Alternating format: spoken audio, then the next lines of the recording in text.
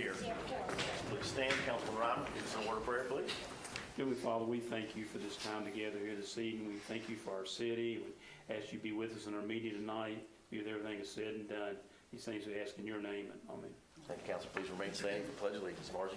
Please, monthly financial statement. Make a motion to accept as filed. Is there a second? Second. Second by Councilwoman Marker. Any discussion on this one? All in favor signify by saying aye. Aye. Opposed? Motion passes. Petitions, communications, and public hearings. If you'd read the resolution, please, Margie. Resolution of the South Charleston City Council approving invoices relating to design, construction, and other services for the Liberty Street Lift Station Rehabilitation Project. Let's get on the floor. I'll let Arnett explain if you all have any questions. Is there a motion to approve this resolution, please? So moved. Is there a second? Second. We've done this before. This is just house cleaning we have to approve them to make their expenditures. Right, Arnett? Do you have any questions or have any comments about this, Arnett? No, I just gave everybody a report updating on the progress of the project so far. So if you got any questions, feel free to call me or stop by the sanitary board. And the sanitary board approved this in our last meeting. Yes, sir. Yeah. Yeah. Yeah. Okay, any questions or comments for Arnett? Anybody? Okay, we have a motion and a second to approve the resolution. All in favor signify by saying aye. Aye. Opposed? Resolution passes. Thank you. If you all don't mind, if anybody has any objections, I know it's not on the agenda, but Todd Duncan, our director of the library, is here, and he's going to periodically come to us. I think we discussed maybe once a quarter or so, just to kind of give you guys an update of what's going on in the library. For some reason, we didn't get him on the agenda. Maybe it was my fault. I know Laura said he wanted to come, and I didn't even think about when. So he's here. If nobody has any objections, I'd like to let him go ahead and give his report, if that's okay. Okay, Todd, the floor is yours. Thank you. I appreciate you guys having me. I'm just going to be brief. I'm going to run through some numbers of our past year. We do a lot of other things other than books, and a lot of that is programming. So we had 236 programs last year. From birth to 5, we had 63 programs and like 1,800 people that attended it. From ages 6 to 11, we had almost 3,000 attendees. And for adults, we had 58 programs and 956 attendees. So our programs are pretty popular. They fill up fast, especially for the adults. We had almost 6,500 people for all of our programs for the past year. And, we were actually closed for 3 of those months as well. So those numbers could have been higher. Through the door, we had about 42,000 people that came in, and we had 114 public meetings as well. As far as like our circulation goes, so we're starting to get to the point to where our digital items are starting to circle a little bit more than our physical items. And, that's just technology and people, moving with the times. But it's about, I'd say about 40% right now. So we circulated about 3,600 digital books last year, and then about 5,600 physical books. And those physicals, they go down. I've been there 9 years, and it's steadily declining. And the digital is just steadily increasing. So it's a good service that we have. We also have a lot of people that just come in and use the computer. We had almost 4,000 sessions of that last year. A lot of people come in and do their taxes, those types of things. Finally, one of the things that I'm really proud of is we do a lot of notaries and passports. Last year we did almost 1,500 notaries. We're like one of the only places you can go. A lot of the banks don't do it anymore. Everybody on staff is a trained notary. We also have a few passport agents as well.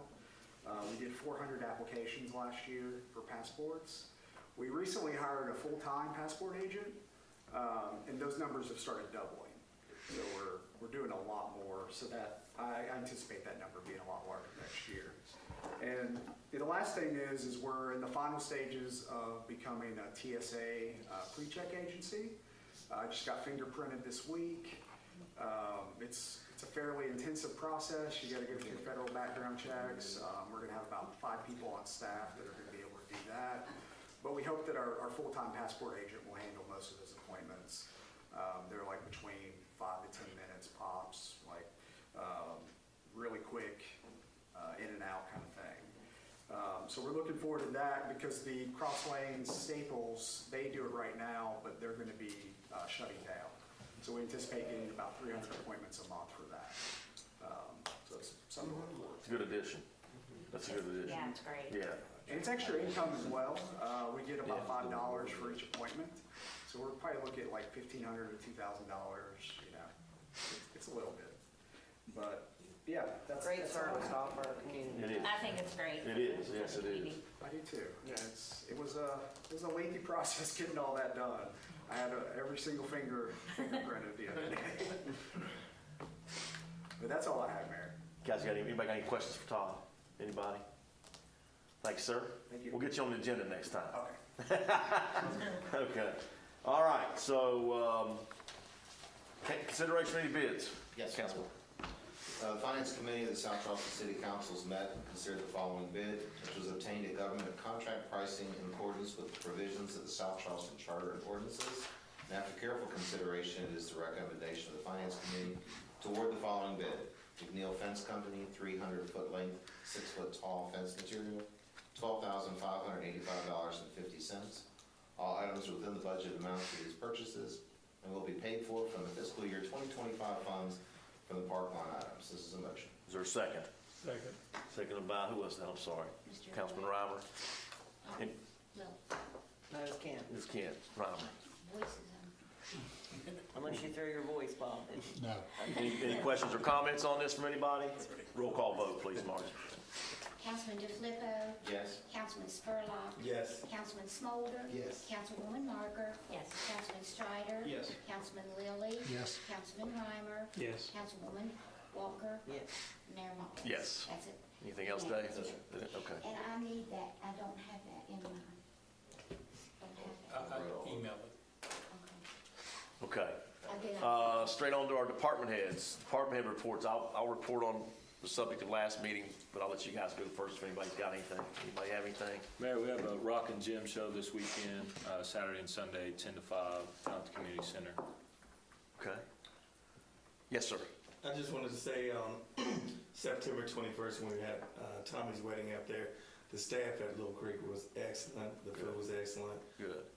Everything went so well. I just couldn't ask for anything more for my son's wedding. Good So to I hear. just wanted to make sure I bragged on that. Good to hear. And I the wanna- dancing I was wanna agree. phenomenal. I want to agree too. One of my best friends had his wedding last weekend. Tommy did the music, and they were just fantastic. Good. Yeah. We'll make sure we pass that along to Very, staff. very accommodating. Jake and Gerald. Okay, thank you all for that. Anybody else? Yeah, I want to thank all y'all. I've been working on this event, and you guys have been super helpful. It's incredibly difficult to get a first-year event off the ground, and I've got a lot of positive feedback already. I think it's going to be a pretty good success. We've gone on several news stations lately, or radio stations, and we got, let's see, the trunk or treat's going to be pretty big. We got First Presby, Blessed Sacrament, United Methodist, Charleston Figure Skating Club, the police department, the fire department, the comic book store gave us hundreds of books to hand out, comic books to hand out. Good deal. So I just hope people, hope kids come and stuff and have a good time, but we've been doing it. I also brought a poster and some handouts if anybody wants to take some to church or whatever for people to hand out so people know what's happening, but I think it'll be a good show. Good deal. Are you letting the grade schools in our area know? That's a good, I need to take Yeah, some you need to let, because I know Allen Creek, those kids will Yeah. come to that. Yeah, I got some more. I'll take some to the grade schools and take that kind of thing too. Good suggestion. Okay.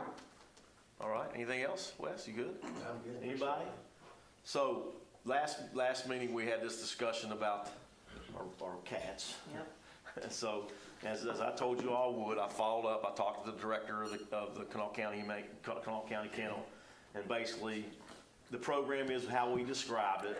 There was a topic of a discussion of John Doe Public being able to bring their animals there, and they do not have the capacity. They do not do that. They do not have the capacity to do that. So she says, if you bring your pet up there, they're basically going to recommend you to a private veterinarian to do that. So that's why I halted Sean on putting any information out there. I want to make sure we had the right information before we get it out there. Now, however, she did tell me that in a situation like we have in Laura's ward, that they can treat those situations separately We just need to get a hold of them, let them know we got this issue, whether it be hoarding or whatever it may be, so they can prepare to receive a lot of animals at one time, or however we want to pursue or negotiate with them on how we're going to deal with it. So they will help us deal with these situations, but we don't want to put out there that just anybody that wants to take their animal up there to get neuter spayed can take it up there, because they cannot.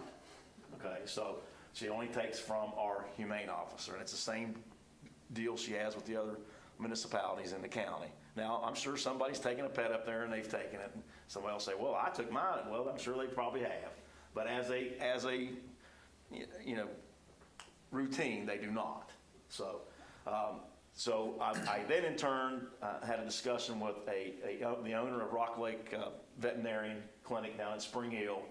He's yet to get back with me yet, but we had a good conversation, and he does have staff that deals with this kind of situation as well.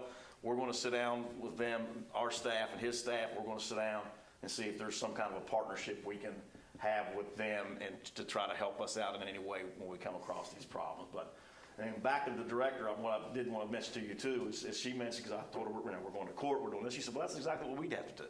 And if we're going to keep somebody's pet for an extended period of time, we have to go to court. We have to get all the proper documents, and it's a lengthy process. And so that's, I think, where you feel some of our frustration, some of your all's frustration, is it's not something, if you don't have a cooperative pet owner, it takes time. You can't just run into somebody's yard or garage and take their animals, whether they're legal or not.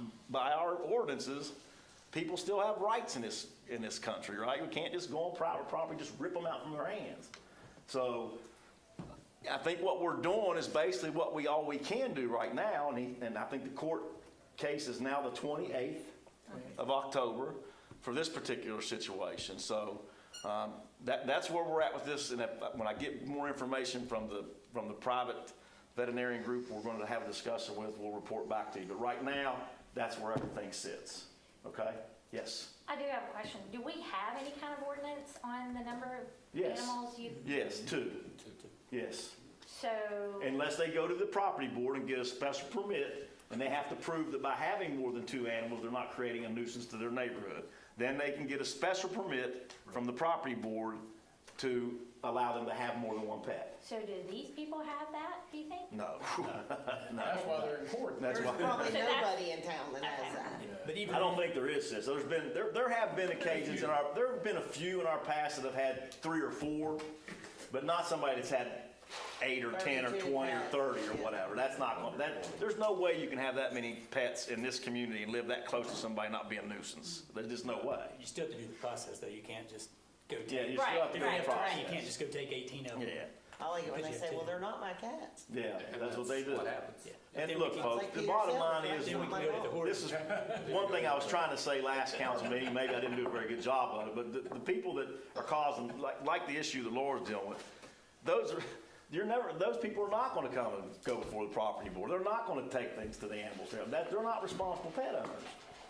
That's who you're dealing with. The responsible pet owners will do the things we have.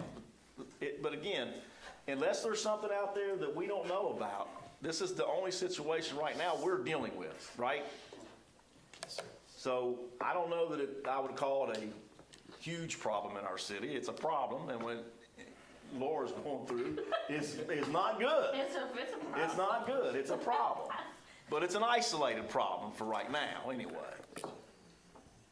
So anyway, that's where we're at. I'll keep you posted if we come up with something with this group. And it was an encouraging conversation I had with the owner of that veterinarian clinic there. It really was. They seem to be very I told knowledgeable. Wes he should offer free admission to his event with every stray cat they bring in. It's a free event anyways, but the animal shelter will be there, so. So anyway, that's that. So with that being said, open the floor up one more time. Questions or comments for department heads? Department heads have anything? Okay, is there a motion to No adjourn? update, Steve? Well, I just want to say, Go ahead, Steve. I thought, Mayor, you do as well, if not better, and it's happened on McDonald Street, it's happened Wilson, Rosemont. If you can, I don't say get rid of the owner, but if you can get the owner to Don't go say somewhere that. else, get tired of dealing with us, that's easier than getting rid of the cats. Yeah. But that's a hard thing to do too, but it is easier than getting rid of the cats. Yeah. But sometimes they'll leave. Well, They leave the cats, and I don't know where the cats go to. Oh, a bunch of them moved up to my street when she They arrived. seem to scatter when that happens. Yeah. Steve's taking care of them now. Because there are Okay, two they're out of sources system. gone, yes. Yeah, so anyway, like I say, we'll keep you posted. So, okay. Nothing else? Is there a motion to adjourn? So moved. Second, all in favor? Everybody have a great weekend.